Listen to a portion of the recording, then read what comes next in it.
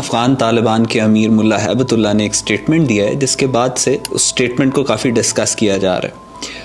उस स्टेटमेंट से रिलेटेड और जनरल अफ़गान तालिबान से रिलेटेड बहुत सारी मिसकंसेप्शंस हैं जो पाकिस्तानी सोसाइटी में और ग्लोबली भी पाई जाती हैं। आज इस वीडियो में मैं उस मिसकंसेप्शंस का जिक्र आपसे करूंगा और मैं बताऊंगा कि किस तरीके से हमारी आवाम को अफ़गान तालिबान की रियलिटी मिसगाइडेड तरीके से बताई गई है और हकीकत क्या है।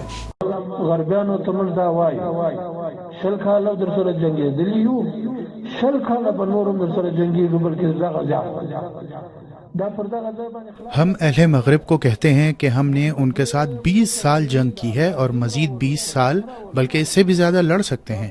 ये बात यहाँ ख़त्म नहीं होती। हम इस ज़मीन पर अल्लाह का दीन और शरीयत लाना चाहते हैं। काबुल पर बस कब्ज़ा कर लिया और सूबों में हुकूमतें बना ली, ओहदों पर बैठ गए, जिससे ये बात यहाँ ख़त्म नहीं होगी।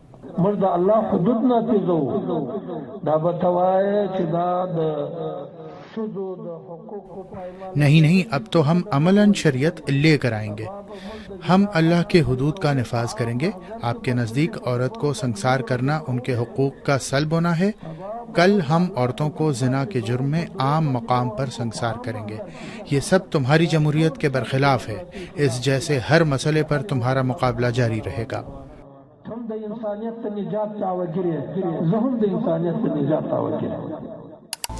सबसे पहले मुल्ला हैबतुल्लाह की उस स्टेटमेंट से कुछ इंकशाफात होते हैं और वो ये कि जो अफ़गान तालिबान इस वक्त इक़्तिदार में है, वो अपनी जो पुरानी जो पिछली जनरेशन थी अफ़गान तालिबान की, जो 96 से लेकर 2001 तक इक़्तिदार में थी, उसमें और इस जनरेशन में ज़मीन आसमान का फ़र्क है।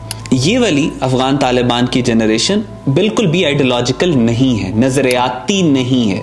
ये फाइनेंस के ऊपर, इकोनॉमी के ऊपर, अपने शॉर्ट टर्म बेनिफिट्स के ऊपर इनका ज़्यादा फोकस है।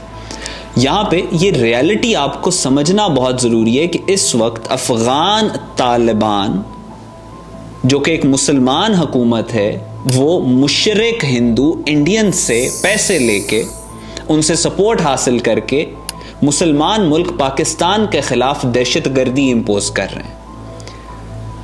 दूसरी बात ये कि मुल्ला हैबतुल्लाह की जो स्टेटमेंट थी उसमें उसने ये कहा कि औरतों को संसार कर देना चाहिए एंड ऑल।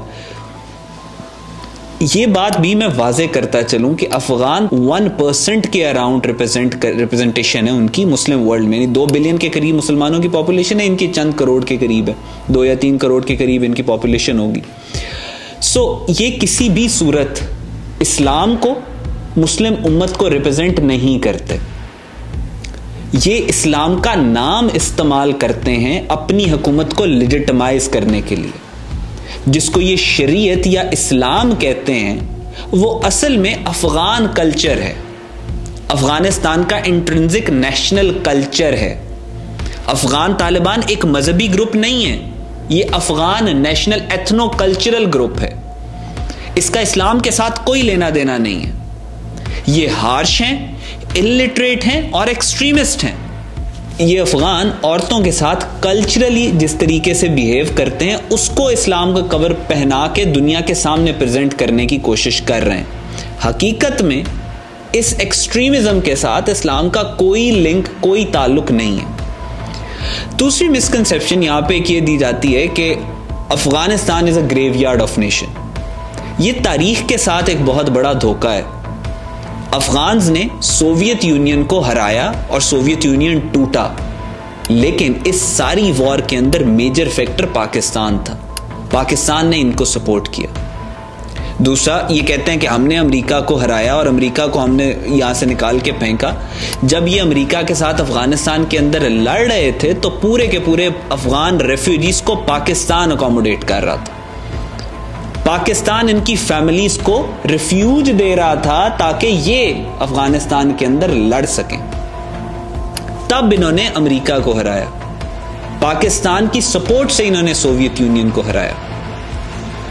और फिर उससे पहले जब एंग्लो अफगान वॉर्स हुई थी तो सेकंड एंग्लो अफगान वॉर में आप सबको याद होगा कि किस तरीके से अफगानों को बुरी तरह शिकस्त हुई और इन्होंने गोरों के सामने घुटने टेके।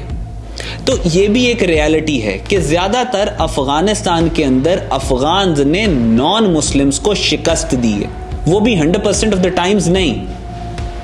लेकिन जब भी अफगानिस्तान के ऊपर किसी मुसलमान ताकत ने हमला किया है तो हमेशा उसने अफगानिस्तान को फतह किया है। ये कोई धमकी या थ्रेट नहीं है, ये एक हिस्टोरिकल फैक्ट है इस so called graveyard of Nations का। सो ये सारी चीजें हमें जहन में रखनी चाहिए। जो